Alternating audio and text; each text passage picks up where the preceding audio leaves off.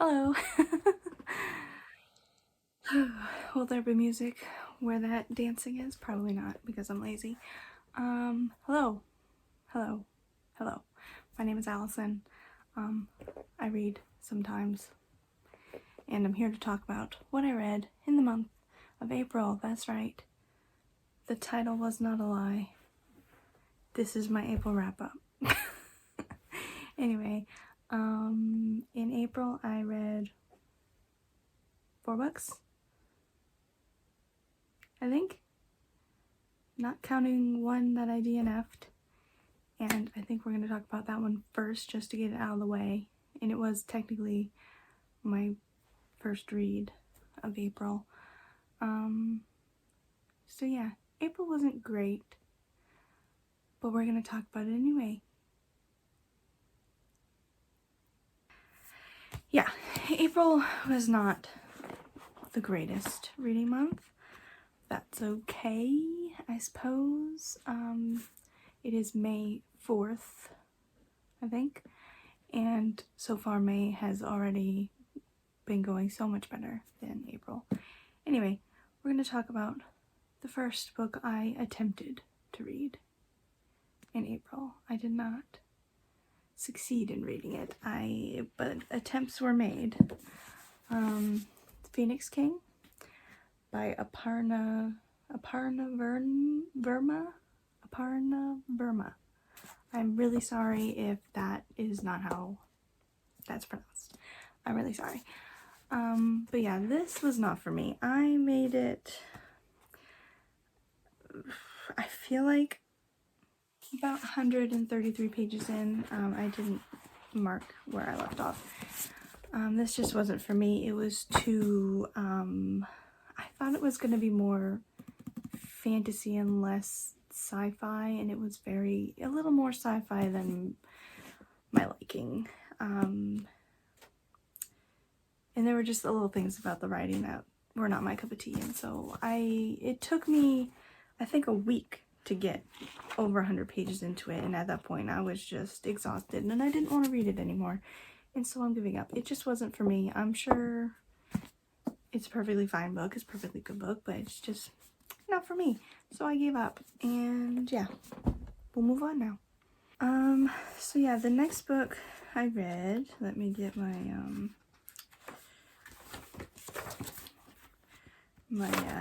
hold on, there we go. My handy dandy book journal to the right page. The first book I actually finished in April was After the Forest by Kel Woods. I was reading this one for the Buzzword read along. Where's my paper? Buzzword read along. I have all my prompts listed out here, and for April's prompt was nature words, and you know, forest is a nature word. So yeah, After the Forest by Kel Woods. This was about, what was it about? Man, I feel like April was 12 months long. It really dragged. Basically, this is about Greta and her brother Hans.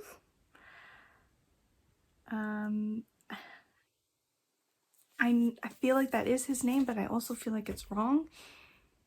Yeah, no, that's his name.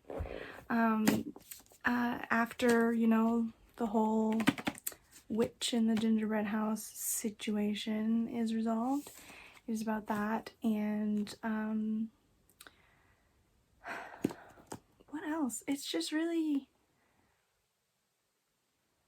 I don't know. It's about I guess Greta dealing with her trauma, and she learns that she has power magic of her own, and she's kind of dealing with, well, am I like the witch that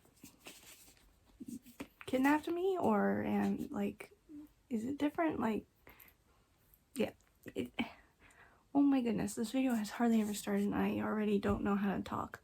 But yeah, and it was good. I enjoyed it. I gave it 4 stars. There was a lovely little love story in here that I really enjoyed. Just the pacing felt really weird. I simultaneously felt like there should have been another 100 pages, and also that it could have been shorter. Like 300 pages sometimes, or like 350 pages, just feels not quite the right amount. Like it needs to either be shorter or longer. Like, I don't know, it's a weird middle ground where things aren't fully explained in the way that you expect them to be, but also things are a little over-explained for certain situations. I don't know what I'm talking about, okay? That's just how I feel. Anyway, yeah, I did really enjoy this. I will be reading more from this author, because, yeah, I thought the writing held a lot of promise, and I liked these characters a lot, and yeah, that's all I'm gonna say on the matter before I say any more gibberish. Alright, the next book that I read in April is actually a book that's not out yet. It's not out until August. I don't remember what day in August, but it's not out until August. And that is The Doll Bakers by Lynn Buchanan. I'm just gonna read the synopsis of this one because I can't for the life of me tell you what this book was about. Or actually, maybe I'll just read I'll read the synopsis. Okay. In the country called One, doll makers are members of the community. An artisan's doll is the height of society's accomplishments, while a guard's doll is the only thing standing between the people of One and the shod. Vicious, cobbled, mysterious, monstrosities, not mysterious. You know, I can read. Vicious, cobbled monstrosities that will tear apart any structure, living or dead, inanimate or otherwise, to add to their hoard. And so we're following Sean, who is a doll maker. I think that's how you say her name. I don't know. It looks like Sean to me, so that's how I'm saying it. Yeah, she's a doll maker, and when she was a child, her family was brutally killed by a shot attack, and she sort of witnessed it all, and so she's got some trauma, and because of that trauma she grew up sort of pampered and spoiled, and so she grew up to be not a great person. And she kind of expects to get whatever she wants, and she throws a fit when she doesn't get what she wants, and she was a little insufferable to read. You know, sometimes I don't mind an unlikable main character, but we were just with her for so much of the book that it was exhausting. And especially since there's other characters that we get perspectives from later in the book, and I kind of wish that those characters were introduced earlier into the story so we would have some breakup between Sean's perspective, because reading from her was exhausting, because it was just like, oh my god, shut up, because she was just a spoiled brat, and it wasn't fun to read from her, and it was a little sad because the premise of this book is really interesting, and like there aren't really chapters in this book. I don't know if that's a thing because this is like a proof copy. If they'll be formatting it differently when the book comes out, but like, see, there's no map, it just is map. Yeah, but like the first, I'm gonna call it the first chapter, I really felt, I was like, this might be something really special, and I was really excited for it, and it just kind of, and I feel like I should have DNF'd it, but I was waiting and waiting and waiting for that moment where it felt special again, and it just didn't happen for me. I'm not saying it was a bad book. It just didn't live up to my expectations, unfortunately.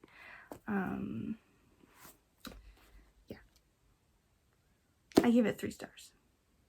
3.5. Or so it says in my little journal. But I feel like I only give it 3. 3.5 seems like it's stretching it. But yeah, this was, the whole thing felt so unique and new and refreshing, but it was just exhausting. And the pacing was weird, and yeah. I'm sorry, that's how it felt. Yeah. This book almost put me in a reading slump. It took me, I think, 2 weeks to read this, and it's not very long, like 380 something pages. It took me a long time to get through it because I didn't care about the characters. Everything that was going on was really interesting. The setting was really interesting. I couldn't bring myself to care about anything that was happening to the characters. And I struggled picking it up when I put it down. But yeah, it wasn't a terrible book. It wasn't terrible. I have a lot of negative things to say about it, but that's because I was so, like, excited for it. I was really highly anticipating it. I almost started reading it the moment I got it in the mail, but yeah, that's all I'm gonna say about this book. I'm gonna stop talking now. Alright, next I read How to End a Love Story by, oh my god, I didn't even write it in my, I didn't write it, and now I can't remember the author because I don't have the book anymore. Why do I still have a book that I DNF'd, but I don't have a book that I gave 4 stars, not 5 stars, 4 stars. How to End a Love Story, Yulin Kwan? Is that right, or is that really incorrect? If it's incorrect, I'll just edit that out. But anyway, How to End a Love Story. This was about Helen and Grant, and they have a bit of a complicated history. They knew each other in high school, and he sort of was involved in her sister's death in high school, and so yeah, they've got some complicated past. She's now a successful author, and her YA series is being turned into a TV series, and he is on the writing team for the show, and she's on the writing team too. Like, in the negotiations, she talked herself onto the writing team. Anyway, so yeah, she doesn't know that he's part of the writing team, and so it's a big surprise when she shows up, and it's like, oh, there's that guy that accidentally killed my sister. But anyway, this was good. It was fun. They kind of build this sort of, I don't want to say friendship, because I feel like the relationship, the like romance stuff started first. I don't really remember. But yeah, basically they become involved with each other, and it's the whole, like, they can't be together because her parents will never, like, forgive her and all that jazz, and it was good. I mean, it felt very realistic. There was no romance book silliness, which I appreciate. If the topics are serious, and which they were in this book, and the characters are realistic, I don't want silly shenanigans happening for a realistic romance. If it's a fantasy, if it's a silly witchy book, silly stuff is fine. But if it's I'm struggling. Anyway, I gave it 4 stars. I really enjoyed it. I thought it was really cute and sweet, really heartfelt. There was a lot of complicated emotions that the characters have to work through throughout the book, and I thought it was very realistic, at least in my opinion. Yeah, 4 stars. I have nothing bad to say about it. And we're gonna move on to the last book I read in April. The last book I read in April was The Raven Boys by Maggie Stiefvater, the beginning of my reread of the Raven cycle. I have no new thoughts or opinions on this book. I still gave it 5 stars. I haven't changed my rating at all. It's still 5 stars. Yeah, in case you've been living under a rock and you don't know what this is about, we're following Blue, and she kind of befriends this group of boys that go to this elite school, and they're looking for a dead Welsh king, or well, he might not be dead, he might be sleeping, and apparently whoever finds him, you know, gets a wish or a favor or something like that. And it's full of like magic and friendship and everything. It's just good. It was just such a comforting, especially after kind of a floppy reading month. It was just a comforting book to tuck myself into. Maggie Stiefvater's writing is just so comforting to me and so familiar, and it was just nice to dive back into this world. I can't remember the last time I read this series. I think it was in like 2016. Yeah, I don't remember. It's been a while. Yeah, I had a good time. I still really enjoyed it. I still really love the characters. Well, this time around, Noah is definitely my favorite Raven boy, I believe.